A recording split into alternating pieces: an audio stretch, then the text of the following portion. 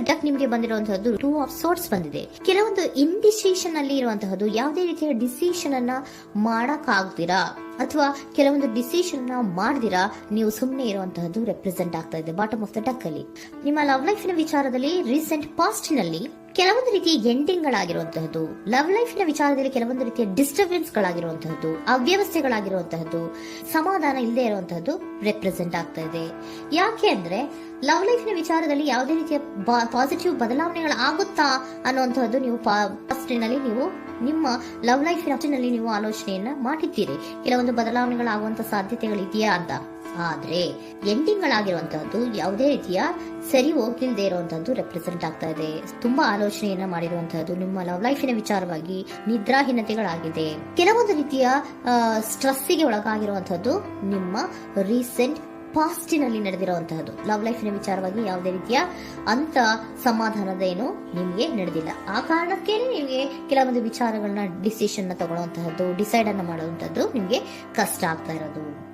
ನೀವು present situation ಅಲ್ಲಿ ಬರುವಂತಹ ಆಫರ್ಗಳನ್ನ ನೀವು ಏನ್ ಮಾಡ್ತಾ ಇದ್ದೀರಾ ಅಂದ್ರೆ ರಿಜೆಕ್ಟ್ ಮಾಡ್ತಾ ಇದ್ದೀರಾ ಅಥವಾ ಮಿಸ್ ಮಾಡ್ಕೋತಾ ಇದ್ದೀರಾ. ಕೆಲವೊಂದು ಆಪರ್ಚುನಿಟೀಸ್ ಗಳು ಬಂದ್ರೂ ಕೂಡ ಅದರ ಬಗ್ಗೆ ನೀವು ಕರೆಕ್ಟ್ ಆಗಿ ಗಮನವನ್ನ ಕೊಡ್ತಾ ಇಲ್ಲ.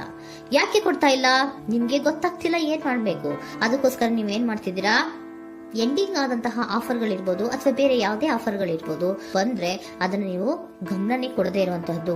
ಯಾವುದೋ ಕೆಲವು ವಿಚಾರ ನಿಮ್ಮ ಲವ್ ಲೈಫಿನ ವಿಚಾರವಾಗಿ ಕೆಲವೊಂದು ರೀತಿಯ ಮತ್ತಷ್ಟು ಮುಟ್ಟೋದು ಅಂದ್ರೆ ರಿವ್ಯಾಲ್ಯೂಯೇಷನ್ ಅನ್ನ ಮಾಡ್ತಾ ಇರುವಂತಹದ್ದು ಪ್ರೆಸೆಂಟ್ ಆಗ್ತಾ ಇದೆ.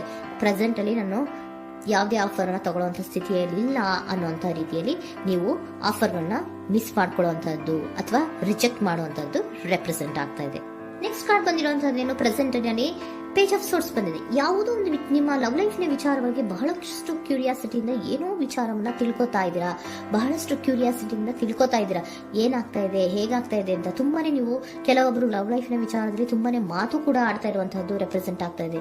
ಏನಾಗ್ತಾ ಇದೆ, ಹೇಗಾಗ್ತಾ ಇದೆ, ಈ ಗಲಿಬಿಲಿಗಳು, ಡಿಸ್ಟ್ರಾಕ್ಷನ್ಸ್ಗಳು ಅಥವಾ ಡಿಸಿಷನ್ಸ್ ನ ಮಾಡಕ್ಕಾಗದೆ ಏನಕ್ಕೆ ಒದ್ದಾಡ್ತಿದೀವಿ ಅನ್ನೋದ್ರ ಬಗ್ಗೆ ಕೂಡ ನೀವು ಕೆಲವೊಂದು ರೀತಿಯ ಮಾತಾಡ್ತಾ ಇರುವಂತಹದ್ದು ರೆಪ್ರೆಸೆಂಟ್ ಆಗ್ತಾ ಇದೆ.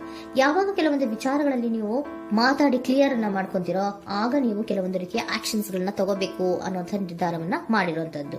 ಆಫರ್ಗಳು ಬಂದ್ರೂ ಕೂಡ ರೆಫ್ಯೂಸ್ ಮಾಡ್ತೀರಾ. ಆದ್ರೆ ಏನೀಗ ಹಿಂದೆ ಪಾಸ್ಟ್ ನಲ್ಲಿ ನಡೆದಿತ್ತೋ ಅದು ಯಾಕಾಯ್ತು, ಏನಕ್ಕಂಗಾಯ್ತು ಅನ್ನೋದ್ರ ಬಗ್ಗೆ ಕೂಡ ನೀವು ಮಾತಾಡುವಂತ ಸಾಧ್ಯತೆಗಳು ರೆಪ್ರೆಸೆಂಟ್ ಆಗ್ತಾ ಇದೆ ಅಟ್ ಪ್ರೆಸೆಂಟಿನಲ್ಲಿ.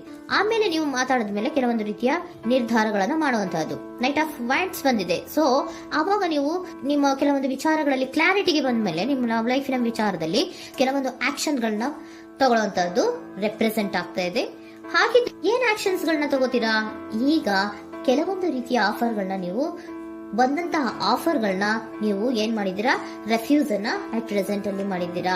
ಈಗಲೂ ಕೂಡ ನೀವು ಬಂದಂತಹ ಆಫರ್ ಅನ್ನ ನೀವೇನ್ ಮಾಡ್ತೀರಾ, ರೆಫ್ಯೂಸ್ ಅನ್ನ ಮಾಡ್ತೀರಾ ಅಥವಾ ರಿಜೆಕ್ಟ್ ಅನ್ನ ಮಾಡ್ತೀರಾ. ಯಾಕೆ? ಸೆಕೆಂಡ್ ಕಾರ್ಡ್ ನಿಮ್ಗೆ ಇಮಿಡಿಯೇಟ್ ಫ್ಯೂಚರ್ ನಲ್ಲಿ ಸೆಕೆಂಡ್ ಕಾರ್ಡ್ ಬಂದಿರೋದು ಯಾವುದು, ಹಾರ್ಮೆಟ್ ಕಾರ್ಡ್ ಬಂದಿದೆ. ಸೊ ಲೋನ್ಲಿನೆಸ್ ಅನ್ನ ರೆಪ್ರೆಸೆಂಟ್ ಮಾಡುತ್ತೆ. ಯಾಕೆ ಲೋನ್ಲಿನೆಸ್ ಅನ್ನ ರೆಪ್ರೆಸೆಂಟ್ ಮಾಡುತ್ತೆ? ಬೇಡಪ್ಪ, ಈ ಜಗ್ಲಿಂಗ್ ಗಳೇ ಬೇಡ. ತುಂಬಾ ಜಗ್ಲಿಂಗ್ ಇದೆ ನಿಮ್ಮ ಲವ್ ಲೈಫಿನ ವಿಚಾರದಲ್ಲಿ. ಕೆಲವೊಬ್ಬರಿಗೆ ತುಂಬಾ ಜಗ್ಲಿಂಗ್ ಇದೆ. ಯಾವಾಗ್ಲೂ ಬ್ಯಾಲೆನ್ಸ್ ಅನ್ನ ಮಾಡ್ತಾ ಇರ್ಬೇಕು. ಈ ಕಡೆಗೆ ಹೇಳಿದ್ರೆ ಆ ಕಡೆಗೆ ಹೋಗುತ್ತೆ, ಆ ಕಡೆಗೆ ಹೇಳಿದ್ರೆ ಈ ಕಡೆಗೆ ಬರುತ್ತೆ. ಯಾವ ಕಡೆ ಅಂತ ಮಾಡೋದು ಅನ್ನುವಂತಹ ಆಲೋಚನೆಯನ್ನ ಮಾಡ್ತಾ ಇರುವಂತದ್ದು. ಸದ್ಯಕ್ಕೆ ಯಾವುದೇ ಆಫರ್ ಬೇಡ, ಸ್ವಲ್ಪ ಒಂಟಿಯಾಗಿರೋಣ ಅಂತ ನೀವು ಆಲೋಚನೆಯನ್ನ ಮಾಡ್ತಾ ಇರುವಂತದ್ದು ರೆಪ್ರೆಸೆಂಟ್ ಆಗ್ತಾ ಇದೆ. ಮತ್ತೆ ಕೆಲವೊಬ್ಬರಿಗೆ ಕೆಲವೊಂದು ರೀತಿಯ ಕ್ಯೂರಿಯಾಸಿಟಿಯಿಂದ ಏನಾಗ್ತಾ ಇದೆ ಅಂತ ವಿಷಯಗಳನ್ನ ತಿಳ್ಕೊಂಡ್ಮೇಲೆ ಕೆಲವೊಂದು ಆಕ್ಷನ್ಸ್ ಗಳನ್ನ ತಗೊಳ್ಳುವಂತದ್ದು ಕೂಡ ರೆಪ್ರೆಸೆಂಟ್ ಆಗ್ತಾ ಇದೆ. ಯಾವುದೇ ರೀತಿಯ ಭಯ ಇಲ್ಲದೆ ವಿಷಯಗಳನ್ನ ತಿಳ್ಕೊಂಡು ನೀವು ಆಫರ್ಗಳನ್ನ ಅಟ್ ಪ್ರೆಸೆಂಟ್ ಅಲ್ಲಿ ರೆಫ್ಯೂಸ್ ಮಾಡೋ ಸಾಧ್ಯತೆಗಳು ಕೂಡ ಕೆಲವೊಬ್ಬರಿಗೆ ರೆಪ್ರೆಸೆಂಟ್ ಆಗ್ತದೆ. ಯಾಕೆ ಆಫರ್ಗಳನ್ನ ರೆಫ್ಯೂಸ್ ಮಾಡ್ತೀರಾ? ನಿಮ್ಮ ಲವ್ ಲೈಫಿನ ವಿಚಾರದಲ್ಲಿ ಬರೀ ಜಗ್ಲಿಂಗ್, ತುಂಬಾ ಬ್ಯಾಲೆನ್ಸ್ ಅನ್ನ ಮಾಡ್ಬೇಕು. ಯಾವ ಕಡೆ ಮಾಡ್ಬೇಕು, ಹೇಗ್ ಮಾಡ್ಬೇಕು ಗೊತ್ತಾಗದೇ ಇಲ್ಲ. ನೀವೇನ್ ಮಾಡ್ತೀರಾ, ಸ್ವಲ್ಪ ದಿನದ ಮಟ್ಟಿಗೆ ನಾನು ಲೋನ್ಲಿ ಆಗಿರ್ಬೇಕು ಅನ್ನೋದನ್ನ ಇಲ್ಲಿ ನಿಮ್ಗೆ ಲವ್ ಲೈಫಿನ ವಿಚಾರವಾಗಿ ರೆಪ್ರೆಸೆಂಟ್ ಆಗ್ತಾ ಇದೆ. ಈ ಎಲ್ಲಾ ಕನ್ಫ್ಯೂಷನ್ಸ್ ಇರೋದ್ರಿಂದಲೇ ನಿಮಗೆ ಬಾಟಮ್ ಆಫ್ ದ ಡಕ್ ಬಂದಿರೋಂಥದ್ದು 2 ಆಫ್ ಸೋರ್ಟ್ಸ್ ಬಂದಿರೋಂಥದ್ದು. ಸೊ ಇಂಡಿಸಿಷನ್ ಆಗ್ತಿರೋಂಥ ಏನ್ ಮಾಡ್ಬೇಕು ಗೊತ್ತಾಗಲ್ಲ. ಅದಕ್ಕೇನೆ ನೀವು ಇಲ್ಲಿ ಕುತ್ಕೊಂಡ್ಬಿಟ್ಟಿದ್ದೀರಾ, ನನ್ನ ಲವ್ ಲೈಫ್ ನ ವಿಚಾರವಾಗಿ ಯಾವ ನಿರ್ಧಾರವನ್ನ ಮಾಡ್ಬೇಕು ಅನ್ನುವಂತಹ ಆಲೋಚನೆಯನ್ನ ಮಾಡ್ತಾ ಇರುವಂತದ್ದು, ಹಾಗೇನೆ ಮಾಡುವಂತದ್ದು ನಿಮ್ಗೆ ರೆಪ್ರೆಸೆಂಟ್ ಆಗ್ತಾ ಇರೋದು. ಕೆಲವೊಬ್ರು ರೆಫ್ಯೂಸ್ ಅನ್ನ ಮಾಡಿ ಮುಂದೆ ಹೋಗುವಂತ ಸಾಧ್ಯತೆಗಳು ಇರುವಂತಹದ್ದು. ಮತ್ತೆ ಕೆಲವೊಬ್ರು ಆಫರ್ಗಳನ್ನು ಬರುವಂತದನ್ನ ಬ್ಯಾಲೆನ್ಸ್ ಅನ್ನ ಮಾಡಬೇಕು, ಜಗ್ಲಿಂಗ್ ಅನ್ನ ಮಾಡಬೇಕು, ಸದ್ಯದ ಮಟ್ಟಿಗೆ ಒಂಟಿಯಾಗಿ ಇರೋಣ ಅಂತ ಆಲೋಚನೆಯನ್ನ ಮಾಡ್ತಾ ಇರುವಂತದ್ದು ರೆಪ್ರೆಸೆಂಟ್ ಆಗ್ತಾ ಇದೆ. ನಿಮಗೆ ಏಂಜಲ್ ಗೈಡೆನ್ಸ್ ಏನ್ ಕೊಡ್ತಾ ಇದ್ದಾರೆ? Don't stop. ಇಲ್ಲಿ ಡೋಂಟ್ ಸ್ಟಾಪ್ ನ ಅರ್ಥ ಏನಪ್ಪಾ ಅಂದ್ರೆ, ಯಾವ ಕೆಲವು ವಿಚಾರಗಳ ಬಗ್ಗೆ ಕ್ಲಾರಿಟಿ ಬೇಕು ನಿಮ್ಗೆ, ಯಾವ ವಿಚಾರಗಳಲ್ಲಿ ನೀವು ಕನ್ಫ್ಯೂಷನ್ಸ್ ಅಲ್ಲಿ ಒದ್ದಾಡ್ತಾ ಇದ್ದೀರಾ, ಏನ್ ಕ್ಲಾರಿಟಿ ಬೇಕೋ ಅದನ್ನ ಧೈರ್ಯವಾಗಿ ಮುಂದೆ ಬಂದು ಅದನ್ನ ಕ್ಲಾರಿಟಿಯನ್ನ ತಗೊಂಡು ಮುಂದೆ ಹೋಗು, ಅಲ್ಲೇ ನಿಂತ್ಕೋಬೇಡ ಅನ್ನುವಂಥದ್ದನ್ನ ನಿಮ್ಗೆ ಹೇಳ್ತಾ ಇದ್ದಾರೆ.